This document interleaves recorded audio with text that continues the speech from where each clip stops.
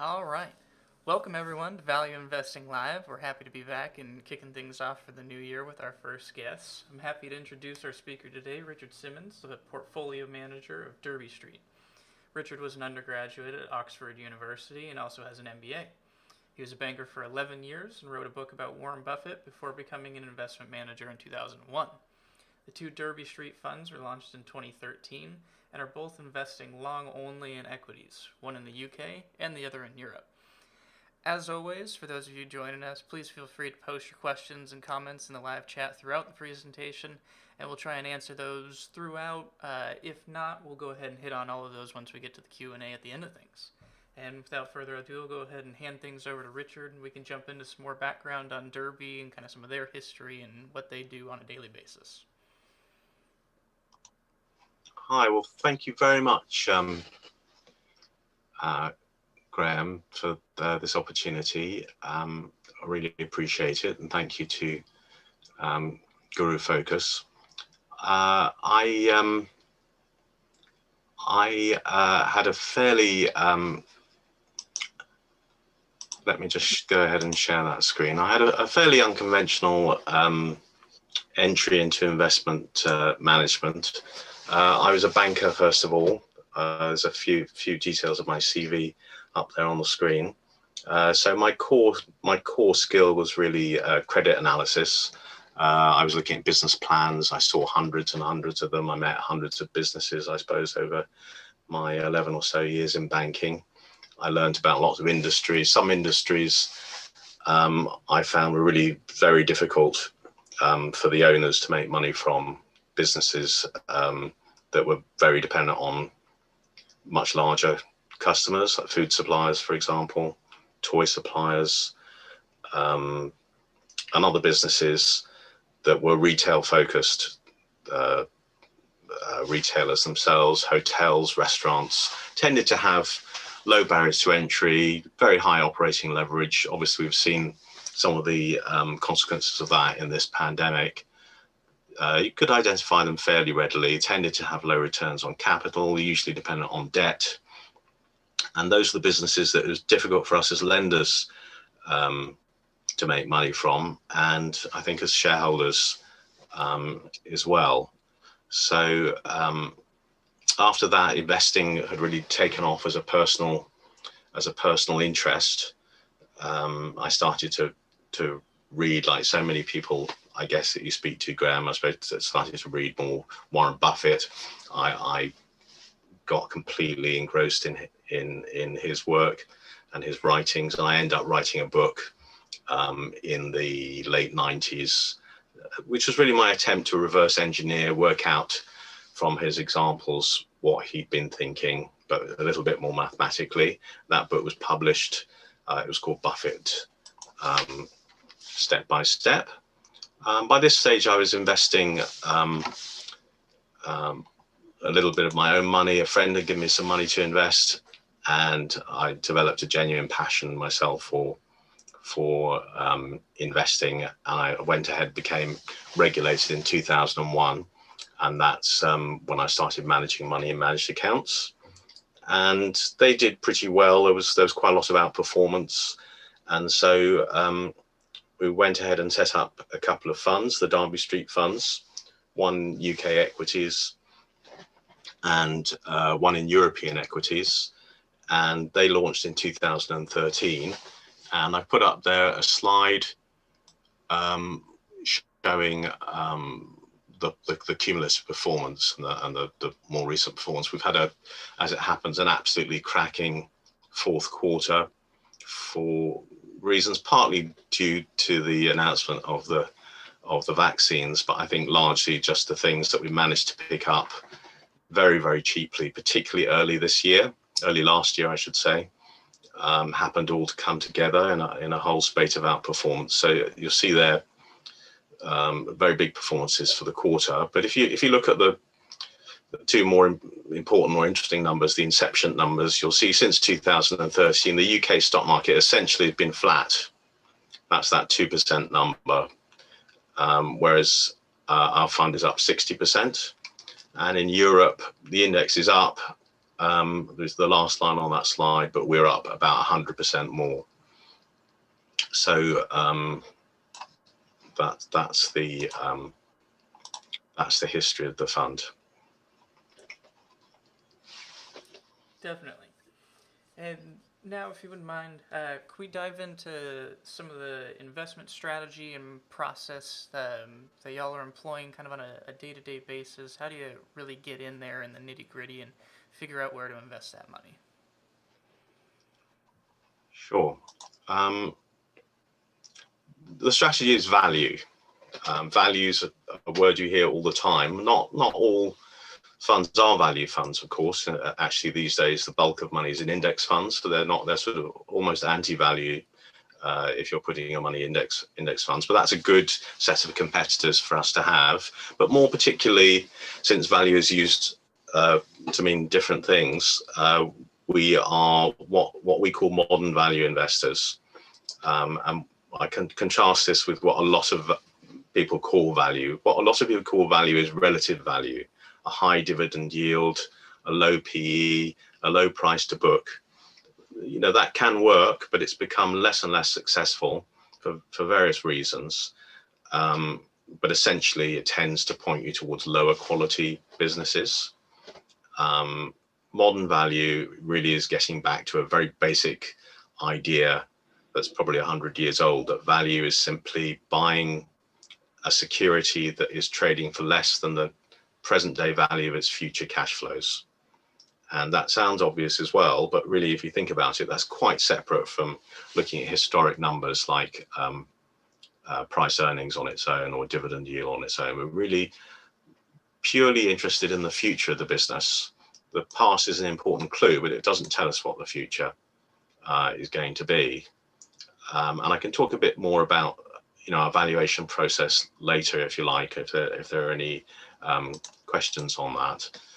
But to move on to more specifics and to put flesh on the bones a little bit about how we do it in practice, we've divided our portfolio into 3 types of value opportunity, all of which are sub branches of this modern value investing idea. And I've started with the most interesting one because it's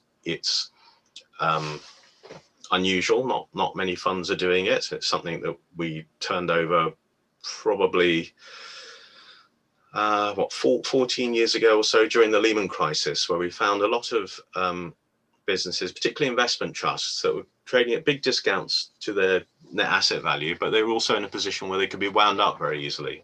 So liquidations, as we call them, these are not bankruptcies. These are solvent companies that are quoted, have a stock market quotation, that have decided, or quite often, more often, someone has decided for them that they shouldn't be in business anymore. And so they put together a strategy for selling the assets and returning the cash to shareholders, usually in a fairly tax efficient way. And we've invested in 15 or 16 of these. And where it works out, it's been exceptionally profitable. Where it doesn't work out, we don't tend to lose money. We tend to just get our capital back. So that's been a nice high value source of alpha for us.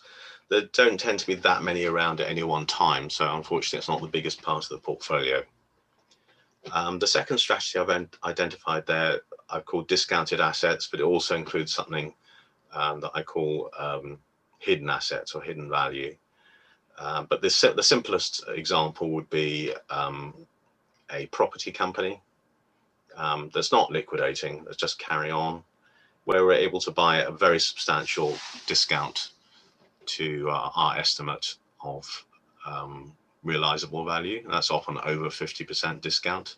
And if the net asset value per share keeps on growing, it tends to, then we make money in 2 ways. First, as the net asset value goes up, and secondly, as the discount closes. So that's a simple example. But the hidden asset idea also covers businesses that are, for some temporary reason, suffering some hit to their profits. Maybe they're investing in something, or maybe there's a downturn for, like the pandemic is a great example of that. And if we can buy a very low multiple to normalize profits, then of course, as the profits come back and the multiple grows, again, there's two ways for us to make money. And the third, and probably most important at any one time, type of investment is in growth. It's in very good businesses, which obviously a lot of people are looking for, particularly now. And I'd say if we have an edge, it's patience in buying, either following a company for an awful long time, it could be many, many years before you invest, or indeed doing the opposite and finding something and then an event happens like the pandemic and investing very quickly and taking advantage of an unusual price for a very good business. And finally, and probably the most important element of patience is, of course, waiting. So we've had a number of businesses, particularly in the European fund, where you see that very, very large outperformance. And a big part of that is because we've had businesses that we owned for 10, 15, 17 years that have turned out to be exceptionally high quality, whose growth has continued, and where we were able to make compounded returns of, say, 15 to 25% per annum, over a long period of time. That can be, as you'll appreciate, that can be exceptionally profitable. For sure.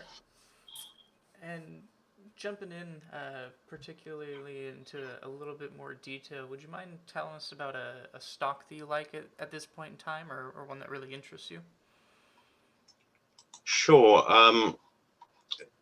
One of the biggest positions, I think it's now the second largest position in our UK fund, is a business called Naked Wines. I don't know if you've seen any of their advertising, Graham, in the States, but the States it's a UK business. The States is their biggest market, and they're also very big here in the UK and in Australia. It's a wine merchant, a wine retailer. They used to have shops, but they sold the shops very fortuitously just before the pandemic struck.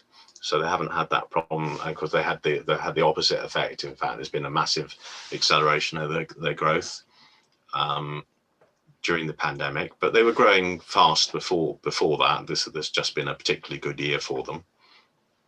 It's a wonderful business, apart from it being what I call low touch. In other words, there's not enormous investment in premises or people, or there's IT really, and advertising is their biggest expense. So it's low touch, which is very nice today, but I think is part of the future of many successful businesses. It has a big subscriber base, which you'll appreciate. And some of those subscribers pay up front. So you're buying wine, but if you choose to become a subscriber, you get special discounts. You get access to exclusive growths of wine, and that money is negative working capital. It's cash paid up front. So it's like many subscription businesses, it has that wonderful working capital effect. So it's had cash for a long time, and as it grows, its cash grows faster than its profits, and it's able to use that cash to invest. What does it invest in? In advertising. So looking at this business, it's got a loss-making bit and a profitable bit.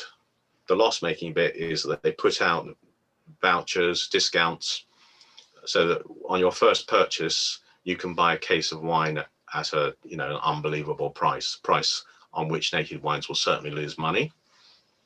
And then a certain proportion of those initial first-time buyers become subscribers, and that subscription business is the second business, and that's profitable. So if you analyze the businesses into those two parts, as the business is growing very rapidly, the requirement to invest in the first bit of the business actually gets less and less compared to the value of the second bit of the business. And you see there's lots of subscription businesses, and at some point it flips. They become profitable overall. So right now the company as a whole is not profitable. But if you take just the subscription part of the business, which has a fairly high, very high recurring element, regular subscribers who carry on past the first year. They make enough from those subscribers to pay off the marketing investment within a year or two. And if you take just the subscription part and take away the cash, we paid probably only about 11 times taxed operating profit.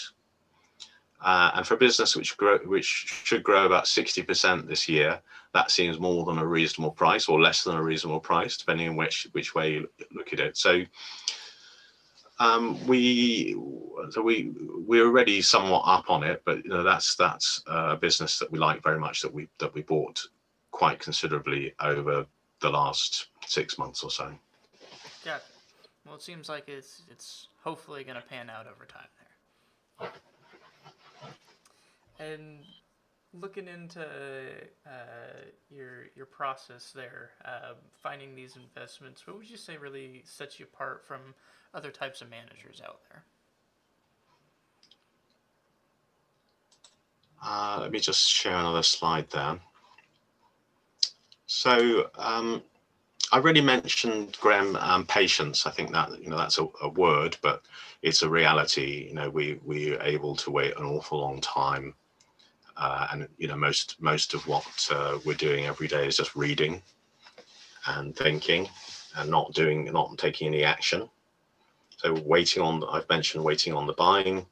I've mentioned waiting on the holding as well. We don't do a lot of selling. What else? We're trying to buy businesses that are lower risk than average. What does lower risk mean? An easy part of the risk calculation is businesses with cash. Not all of our businesses have cash, but most of them do. Businesses with low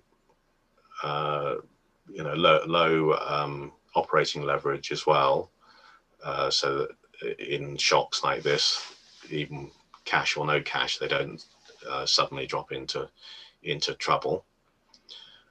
There are sectors that we generally don't like that much, and they tend quite often to correspond to the ones that the relative value investors might like. So we haven't done anything in energy, for example. And in the UK, and if you take out energy, you take out the big banks, you take out the supermarkets, take out the insurance companies, none of which we're in.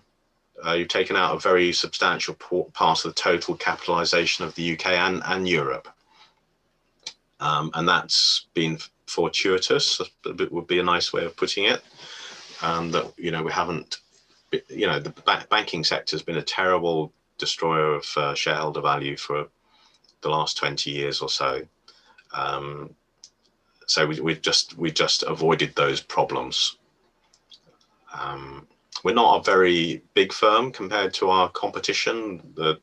Our total assets under management are about £35 million. I suppose that's about $45 million, something like that.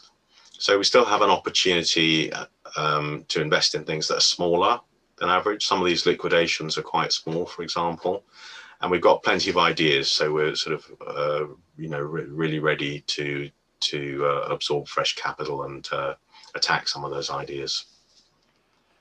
Definitely. And on that note, at any given time, are you maintaining a certain amount of cash kind of in hand to jump on things if you need to at any given time?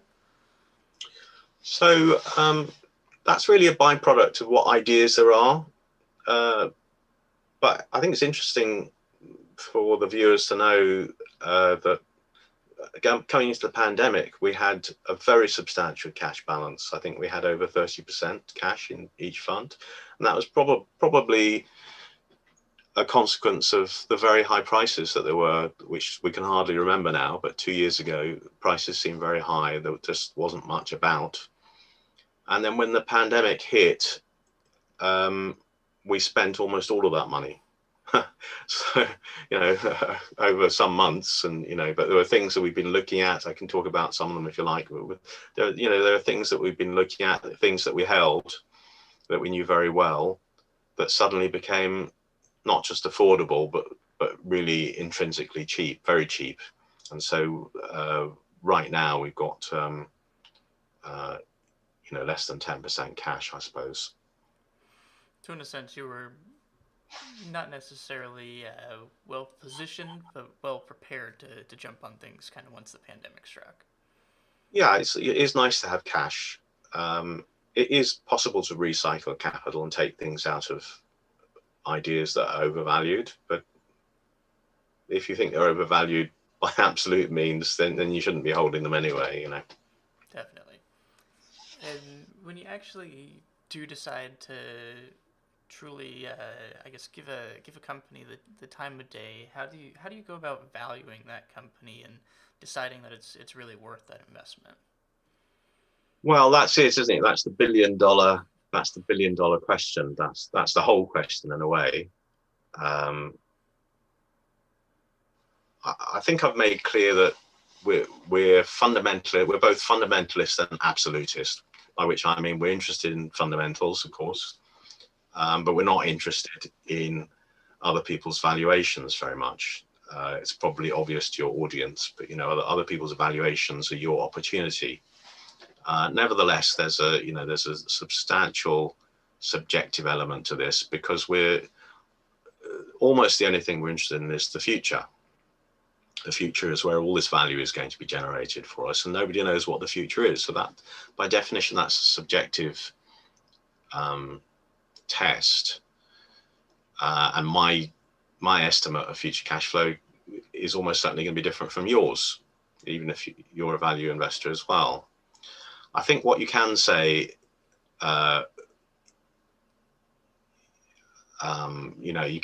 people talk about intrinsic value very much because of the Buffett dominance of the conversation. They talk about margin of safety, but I think that's probably a bit of a trap. I've come to the conclusion, if you focus too much on those concepts and too literally, as I probably did in the book that I wrote at the start of my investing career, it can lead to you playing safe, not in the sense that I've already talked about, having more stable ideas, but you tend to end up buying lower quality things again. You tend to end up looking for the largest apparent discounts. And that discount is only going to manifest itself in the future of the business, which, as I say, by definition, hasn't happened yet. So I think a lot of Buffett followers, Benjamin Graham followers, end up investing in highly predictable businesses, let's say a Heineken or a Coca-Cola type business, which may have had its day in a way, or Unilever, say in Europe, a business that, Nestle, a business that's perfectly stable, but where there isn't a tremendous amount of difference between even a good price and the ultimate value you might realize. So I think that's not a very precise answer to your question, but it's not a very precise business. I think what we try to do is to look for, if you'll forgive the word, egregious divergences between price and value, by which I mean there's such a like in naked wines. How would we value it? I don't know what the value is, but I can say that the opportunity for the business looks like it might be 15 or 20 times the size of the business today, right? And if we're paying only 12 times taxed subscriber operating profits, I don't need a model to say that the potential value of a business that could be 15 or 20 times bigger, with all the operating leverage that would bring. So the profits would be, larger proportionally than that. Call that the intrinsic value, just for sake of, I'm not saying this is the value, right? But say that the potential intrinsic value is 15 times larger than the profits show today. That gives you an idea of what the gap should be between price and valuation. But I don't need to know. I can't know, but I don't need to know exactly what that value is today. I just need to know there's a big enough gap. Understood. I hope that's an answer. For sure. And pulling from one of our audience questions here, real quick. On that note, regardless of kind of finding that exact number or having just that general sense of where it could end up, are there any metrics that you regularly look at, or do you try and kind of avoid hitting those exact numbers altogether? I think metrics are a very good way of reducing your opportunity set quickly. Um, Interest cover, say, or um, if you're looking at individual industries, a metric that's often quoted is price compared to assets under management. So under 2% for a regular fund manager, maybe under 5% for a hedge fund type manager with performance fees.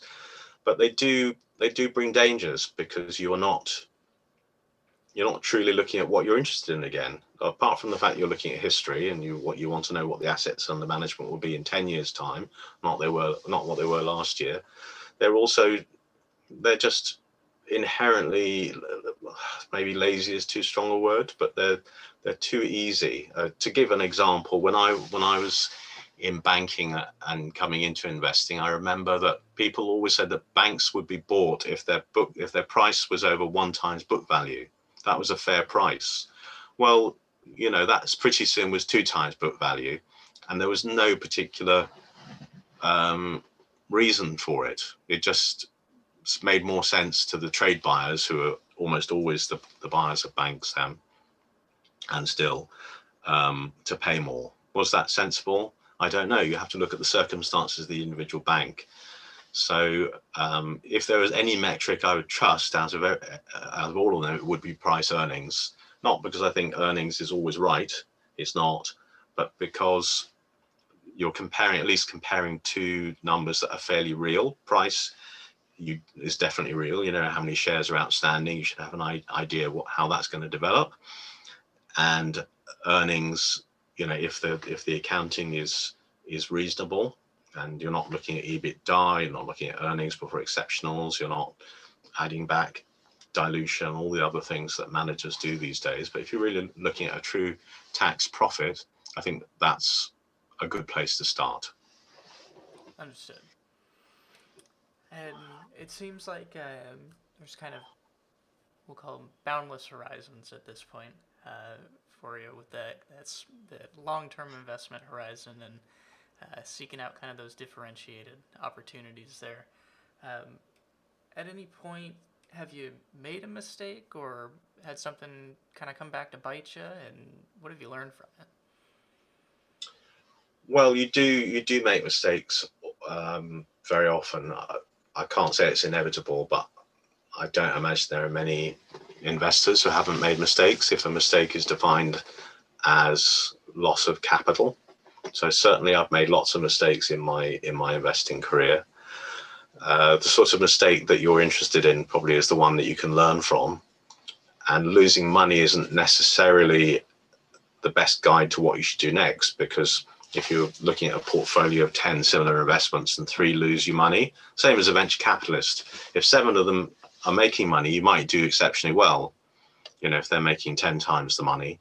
So that's the sort of mistake that I think is dangerous to learn from. A mistake that we made this year that I think is more during the pandemic, that I think is more illuminating, is buying businesses of the sort that I was talking about in the last answer. So businesses that are too safe, that look cheap and were cheap, but the upside just wasn't big enough. So, in the depth of the pandemic, we bought a business called Mercia, which was a combination of different things, but it was mainly an asset manager. And using any of the criteria that I mentioned already, profits, price compared to assets under management, enterprise value to profits, and so on, it was certainly cheap. I think the mistake was that there just wasn't enough fizz or buzz or excitement or growth or zoom, non-trademark zoom in the business. And so we sold it and bought Naked Wine, some other businesses that were much better value. So that, this idea that I already mentioned in the context of Naked Wines, that you want a very large, a very egregious distance between what the value might turn out to be and what you pay, is very important. And if you play it too safe, then you are making a mistake, because you're tying up your capital And for us, probably a very substantial part of our capital, since we're fairly concentrated in something that just won't perform for you. Gotcha. And jumping in now, obviously that was a relatively recent example there. Are there any other stocks that you bought more recently or in the last couple of months here that you're excited about or been doing well? Yeah, there's something I bought just in the last week that obviously I'm excited about. I'm at that stage of infatuation, where we're like the first date. But it's like a business probably I've followed for about a year or two. And it's unusual. I think it's interesting just to spend a few minutes on it, if you don't mind, in that it's slightly different from the others. It's probably more what I would call a hidden value. I mentioned hidden value already, but it's a good illustration of, if you dig enough, you can find a value.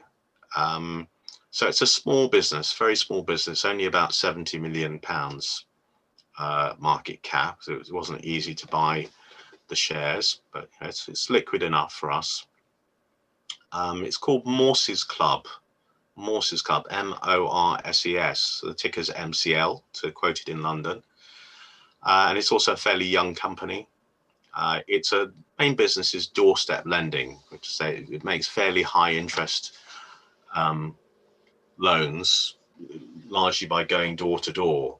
I don't mean they knock on the door and say, "Do you want money?" But they advertise to people and they collect the money. So it's a very old-fashioned sort of business, and you could say just about the worst designed business for the pandemic, because lending is difficult anyway. Because lending became even more highly regulated during the pandemic here. The regulator, put in certain curbs on how much you could collect and froze some of the lending collection activities. And of course, going door to door is impossible. We're in another big lockdown here again in the UK. And so the good news, I suppose, from our point of view, is that meant the share price collapsed. The share price dropped it wasn't particularly highly valued to start with, because it's a small lender, but the share price went down by 60%, and then it started to get interesting.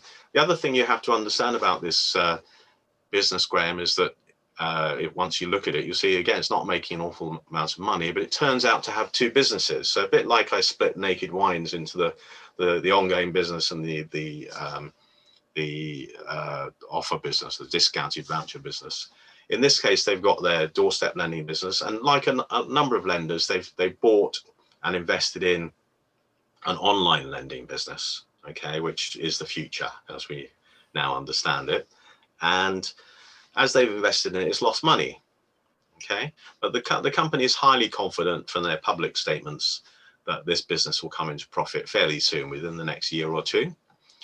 And so, and you've also had some fallback in the existing business. So it's all a bit of a mess. But using some fairly simple assumptions, and these are the assumptions, that A, the digital business will at least break even, at worst break even, and B, that the core business, the existing doorstep lending business, will come back to its normal level of profitability. It's had exceptional provisions because of the pandemic. It's had a reduction in its lending book. But I don't think these are heroic assumptions at all. You have a business that provably is making about £22 million after tax.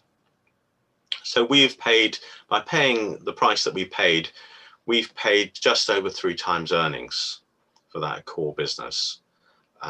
If the digital business, of course, becomes wildly profitable, then that's an option, or a free option, you might say. But even if it doesn't, we've got this margin of safety, and the margin of safety here comes from the price. The price is very low, and the upside, could be 3 to 6 times. A question that you might ask, given everything I've said, is isn't it terribly risky? The reason why we haven't, generally speaking, bought banks is that they tend to be very risky in themselves, not because they're lenders, but because they're borrowers. If you're buying a bank in the States, you maybe got 20 times leverage. If you're buying a UK bank, maybe 50 times leverage at this stage because of the weakness of their capital position. And this business has about net debt rather about £7 million and net tangible assets of about £50 million. So it really is not in the same league at all. And there's next to no downside risk in it. That's touch words, famous last words. But the downside risk that you might associate with a lender is just not there. Whereas the upside is what I've already described. Gotcha. Well, does seem like another good opportunity there. So we'll hopefully see it pan out for you. At this point in time, we can go ahead and jump into some questions here from our audience. First one, right off the top, got a viewer wondering how they can start in some low frame investing, if you have any recommendations there. To start into what sort of investing, sorry? In low frame investing? I'm not sure I know what low frame investing is. Do you know what it is? I was hoping you would have the answer there for me. We'll see if we can... While we answer the next question, I'm going to look it up. Definitely. And we can go into the next one, which I think should operate in your wheelhouse a little better there. Regarding UK companies, in comparison to US companies, don't submit the same quarterly statements to the SEC. So where do you, I guess, search for kind of those similar quarterly reports or earning reports, things like that? And how do you go about finding that type of information? Okay, so I've Googled low frame investing and I can't find anything. So if that person is listening, could they just maybe go back into the chat and tell us what they mean? And I'm happy to answer if I can. Yeah, absolutely. UK companies usually report formal results twice a year, although they very, very often supplemented by what are called trading statements. So in fact, on average, they probably are reporting 4 or 5 times a year. So I don't think there's a great difference. The trading statements won't be as detailed as the quarterly statements you get to the SEC. And European companies tend to report somewhere in between. So it's a quarterly statement, but the quarterly statement might have a bit less detail.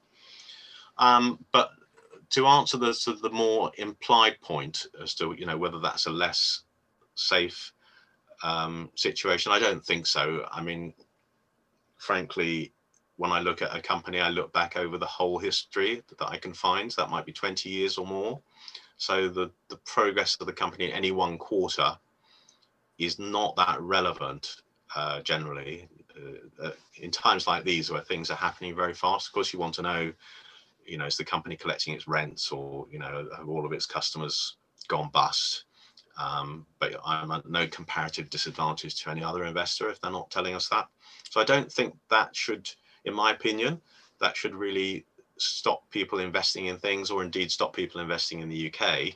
To answer your other question, how do we get our ideas? Well, personally, I read as much as I can. So I will read almost every UK company's announced results on the day they come out, just to obviously keep up to date with things that we're invested in or we're following, but also to look for new ideas. So I'm looking at, I won't say hundreds, but tens and tens of company statements every day. And then when I finish that exciting breakfast job, I'll go back and look for some other things, because that's what I enjoy doing. So getting ideas, I think when I started off, I would have used screeners and looked at other people's portfolios, which I still do look at other people's portfolios, exchange ideas with friends who are managers. But generally, I'm just poking around across the stock markets of Europe, like an old-fashioned tourist on the grand tour, looking for interesting ideas. Sometimes I like industries. I like asset management, for example. I think that's a very good industry if it's well managed. And so I'll look at all the asset managers. Or if I've decided that I might, the property companies are very cheap, as they are from time to time, I'll look at all the property companies in a particular country. It's not as many as it sounds. It might only be 20 or 30 in any given market. and you get fairly fast at saying no to things, and then reducing the opportunity set down to the few that look worth following.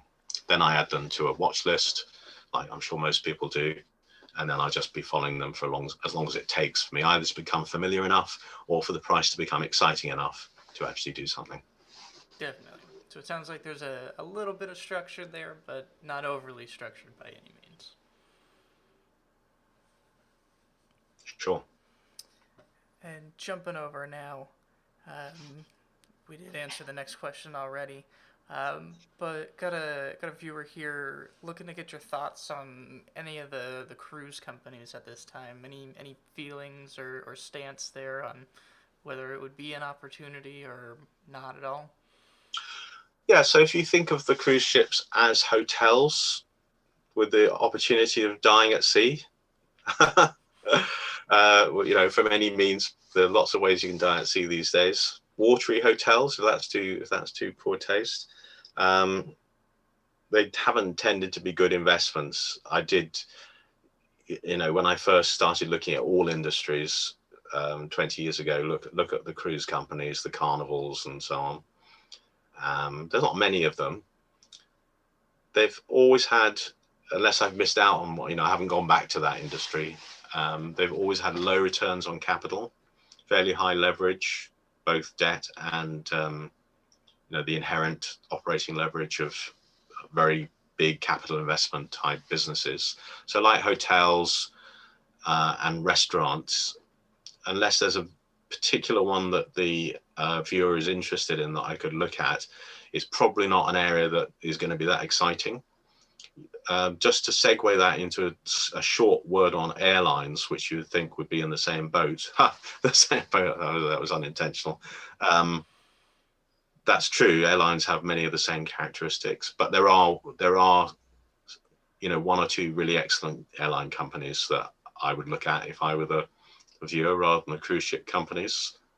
Spirit in America, Wizz Air, which is actually based in Hungary but is quoted here in London, and although it's probably a less exciting company now, Ryanair is one of the companies we held probably for 15 years, and there are one or two others, but there are low-cost airlines that have done particularly well, but there isn't a similar concept in the cruise ship world. It's not to say it's not possible. One could imagine if one were designing a good investment in the cruise ship industry, maybe it were a franchise company or the agency company, or if they split the ownership of the cruise ships into a REIT or something, if that was legally possible, and put the management contracts into another company, maybe that could work, but I haven't seen it actually happen. Understood. And I'll ask the generalized question of this first. Any thoughts on shorting companies? Question here specifically regarding some of the high flyers and EV stocks and tech recently. Well, you need very strong guts, wouldn't you, to to take that bet? A friend of mine shorted Tesla, but fortunately he closed it before it all went a bit crazy.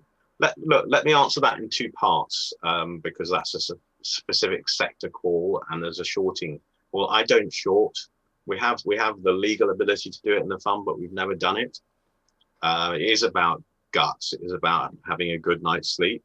It's not I have to say, it's not a proven source of alpha or returns. Even the most vaunted short sellers in the world have really not made very much money over time, and they sort of remarket themselves, I guess, as providing a hedge. And maybe that's sensible for somebody who needs a hedge. I don't feel that we need a hedge. Our hedge is cash. Our hedge is the quality of the businesses that we're investing in that should carry on and grow and take opportunity even in downturns like this. So I don't feel I need to short, and I don't feel I'd be good at it either. It's very, very difficult. As to these new wave of technology companies of the type that we're now on, like Zoom and that you and I are speaking over anyway, so other people on YouTube. Well, that's a good contrast between Zoom and Alphabet, which is the owner of YouTube. So Alphabet is a very well established business with several extremely profitable lines of business. YouTube, the core advertising business, and so on. Those are probably the biggest, but they're both excellent businesses. Whereas Zoom, and certainly this new wave of IPOs of businesses in enterprise software, say, or software that enables enterprise software, or software that enables the software that enables the enterprise software, difficult sometimes to understand exactly what the business is. Of course, that makes it extremely difficult to value. And secondly, they've often been loss-making businesses. And thirdly, the valuations are already, by any normal standards, exceptionally high. So I'm certainly not investing in that field for those reasons, and I'm not shorting it either. And often in life, it's easy just to stay away. Just because something is not a good long doesn't mean it's a good short. Gotcha.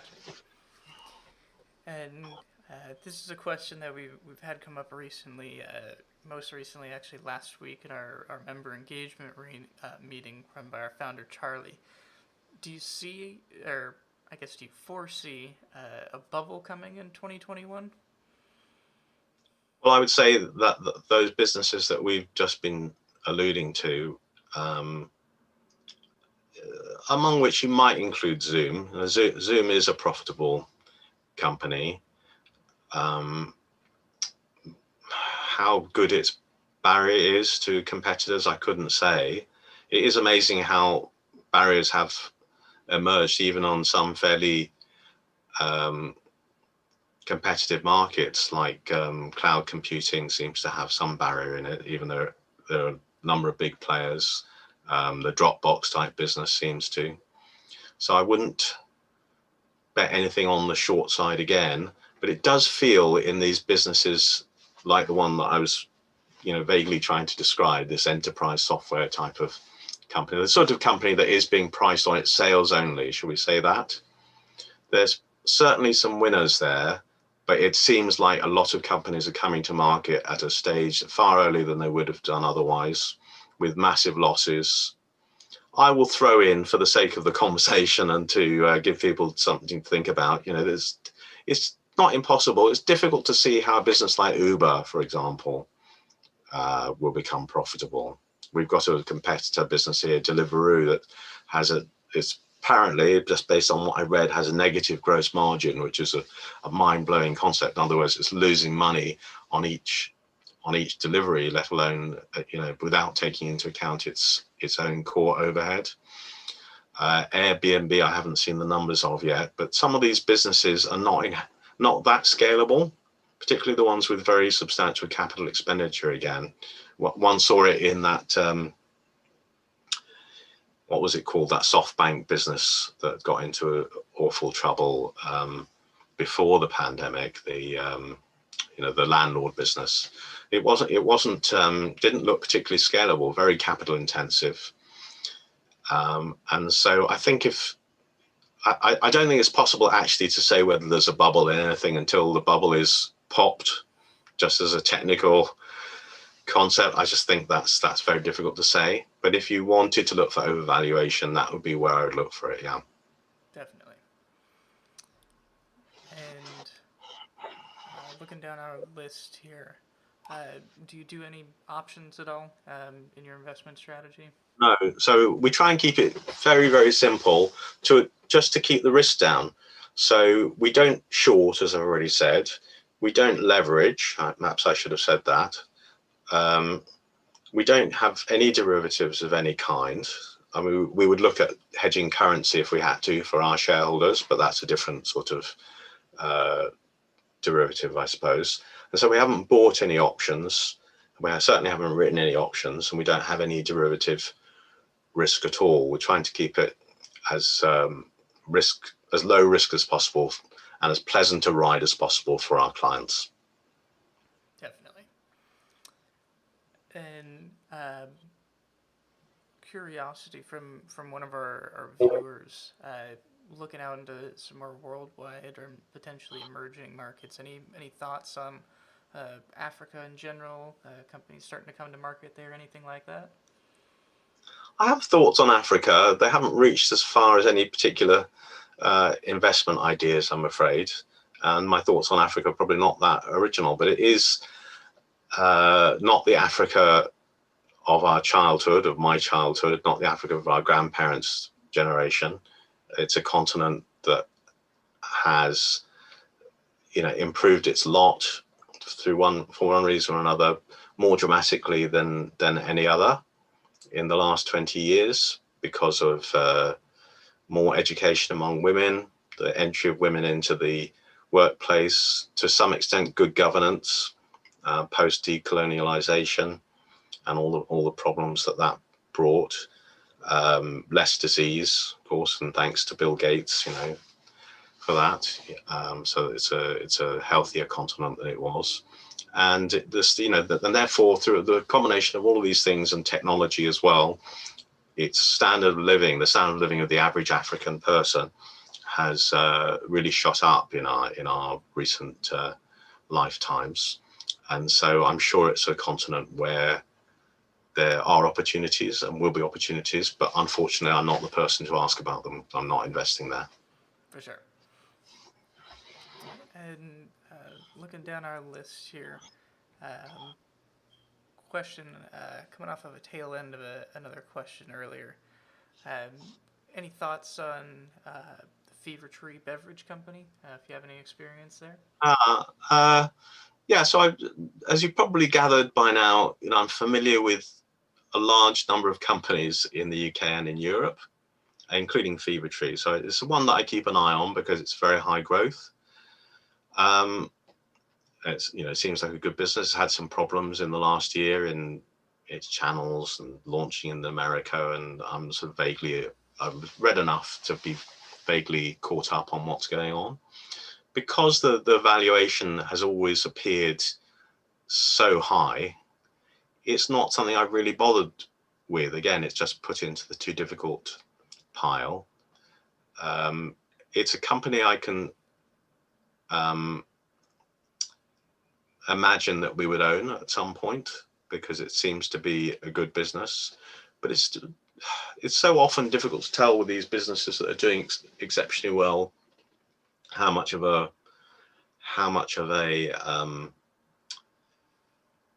up with a rocket and down with a stick sort of business it could be. If you think of a business like I can't remember what it's called, but I think it's an Irish company called C&C that did very well in cider and in perry, which is a similar drink to cider, and it seemed very similar to me. It was doing very, very well for a decade because its cider brands were exciting to young people who like getting drunk very cheaply. I suppose is why you drink cider. That's probably what I did when I was 18 or 19. And then suddenly it wasn't very exciting. Magners, I think, was one of the brands, possibly, and suddenly it wasn't very exciting. Burberry's was another. These are not retail businesses. These are product businesses that are very fashionable for a time. But if you've got one brand, in Europe, for example, we own two high fashion companies that you'll know, one called Louis Vuitton and one called Kering. Kering owns Gucci. And, these businesses are fairly, although they're quite identified with one brand, they're actually quite diversified in their product ranges and in their brand ownership. And, this has proven to be a winning formula over the last 20 or 30 years. We've probably owned Louis Vuitton for 15 years or so. And it just does better and better as people in Africa, but even more so in China and in India and so on, become wealthier than the rest of Asia. And that is quite a simple thing to understand. And from time to time, they've been quite cheap. From time to time, you could buy them at 12 or 13 times earnings. which is very good for the sort of growth that's represented there. Whereas if you look at a business like Fevertree, and I couldn't tell you the exact numbers, but probably its PE in the last 5 years hasn't been lower than 30 or 28 times, something like that. That's a much different bet, and so it hasn't come into my range of possibility yet. Understood.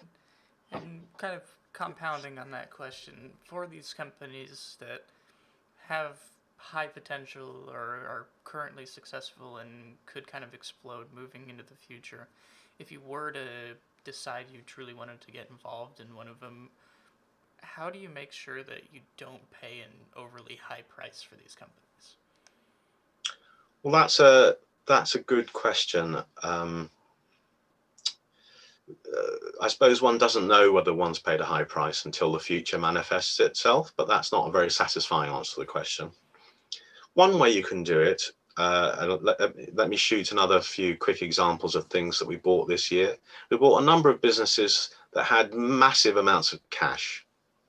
Now, having a massive amount of cash, so long as you're prepared to use it at some point, either to return it to shareholders or buy something with it or invest in your own business, is very good. It's good because it reduces the valuation of the business. You're paying for a business and a pile of cash. So we bought two employment agency businesses in the pandemic. Robert Walters, the UK company, and a French company called Synergie, Synergie, both with, off the top of my head, but both with getting on for half of their market cap in cash. So that reduces the overall investment risk, and it therefore reduces the possibility of a downside.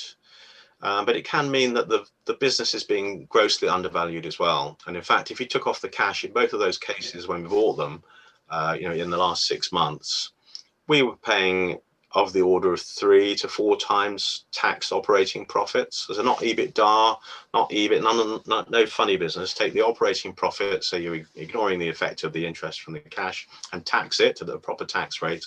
And we were paying tiny amounts for the business. So how do you know you're not paying too much? That's one way. If you find a business where the cash is really being ignored by the stock market and the owners are not ridiculous, they're not going to spend the cash on fast cars and big salaries, which in both these cases we knew they weren't, because they've been going for 30 years and they're both controlled by the founders, as it happens. Quite nice to have founder controlled businesses. That's one of the reasons. So we knew they were going to do sensible things, probably buy competitors at some point. Otherwise, my answer's got to be very generic. How do you know that's what you're paid for if you're in the investment management business? Well, that's what you should be aiming for if you're an investor yourself, is precisely know, to have a range of possibilities of what the business might be worth, and to pay under that range if you can. If you can pay way under that range, then whether you're partly right or very right, you will make money. Gotcha. And now that we've exhausted, we'll say in a sense, the topic of buying companies, just to kind of round things out here as we're getting up towards our time limit here, when do you actually go and sell a company, or if ever in that case? You sell if you're wrong, you've made a mistake. You sell, secondly, if, like the case that I mentioned earlier, the Mercia was the name of the business, that the growth doesn't manifest, or it's just not performing. So it's not actually, you haven't made a mistake, it just doesn't turn out to be as exciting as you thought. But just to turn the question on its head, I would say one of the biggest mistakes that I've made consistently, and particularly in the last year or two, is selling too quickly. And so one answer to your question is, when should you sell, is a bit more slowly than you otherwise might do, because quite often that business that you get worried because it's gone up to a P of 30, say. If it's a very good business, maybe you shouldn't worry too much about that. There will be some downside risk because maybe it'll be re-rated downwards or whatever. But if it's a great business, then probably you shouldn't sell it. Definitely. Well, that's going to wrap up all of our questions today. For those of you out in the audience, if you missed any part of the presentation or you want to tune back in, look back over things, take a peek at those slides, by all means, there will be a full recording posted here on our YouTube channel, as well as on gurufocus.com. And I want to pass over my thanks to Richard for taking the time to come out and sit down with us and answer these questions from the audience. It's been an absolute pleasure. Thank you so much, Graham. I really enjoyed it. Definitely. And for all of you out in the audience, we hope you stay safe out there and stay healthy, and hopefully things will turn around here soon.